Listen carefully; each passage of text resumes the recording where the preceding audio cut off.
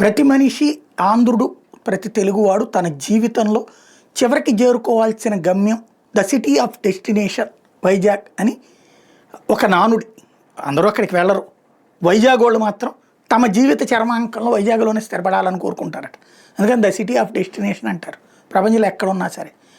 అట్లాంటి వైజాగ్ నుంచి వచ్చినవాడు గోరంట్ల మాధవ్ ఇప్పుడు రాష్ట్ర పార్టీ అధ్యక్షుడు. తన పార్టీ డెస్టినేషన్ ఏంటో చెప్పాలా? అధికారంలోకి రావాలనుకుంటున్నారా? కూటమిగానే 15 ఏళ్ళు ఉండాలనుకుంటున్నారా? లేకపోతే 25 ఏళ్ళు ఉండాలనుకుంటున్నారా? అట్లాగే కేంద్ర ప్రభుత్వపు అంశాలు రాష్ట్రంలో పైకి తీసుకెళ్లాలనుకుంటున్నారా? పార్టీకి సంబంధించి నెక్స్ట్ స్టెప్ ఏంటి? ఎమ్మెల్యేల సంఖ్య పెంచుకుంటారా?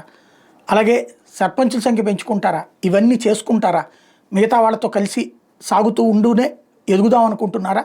లేదా కూటమిగానే ముందుకు సాగుతూ అవతల వాళ్ళు ఇచ్చినవి తీసుకుంటూ బ్రతికేద్దాం అనుకుంటున్నారా? ఇది ఓపెన్గా చెప్పినప్పుడు కార్యకర్త ఫీల్ అవుతాడు, నాయకుడు ఫీల్ అవుతాడు, సిద్ధపడతాడు. అలా కాకపోతే ఇప్పటికీ జనసేన వాళ్ళకి ఒకటి ఫిక్స్ అయిపోయారు. 15 ఏళ్ళు డిప్యూటీ సీఎం పవన్ కళ్యాణ్, సీఎంగా చంద్రబాబు, ఆ తర్వాత లోకేష్, పవన్ కళ్యాణ్ డిప్యూటీ సీఎంగా ఉంటాడు. 15 ఏళ్ల తర్వాతన అప్పటికి చంద్రబాబు మీదన లేకపోతే తెలుగుదేశం మీదన విరక్తి కలిగితే అప్పుడు పవన్ కళ్యాణ్ విడిగా పోటీ చేసి అప్పుడు తను ముఖ్యమంత్రి అభ్యర్థి అవుతాడు. ఇది వాళ్ళ ఆలోచన. మరి బీజేపీ ఆలోచన ఏంటి? అది కూడా చెప్తే బాగుంటుంది.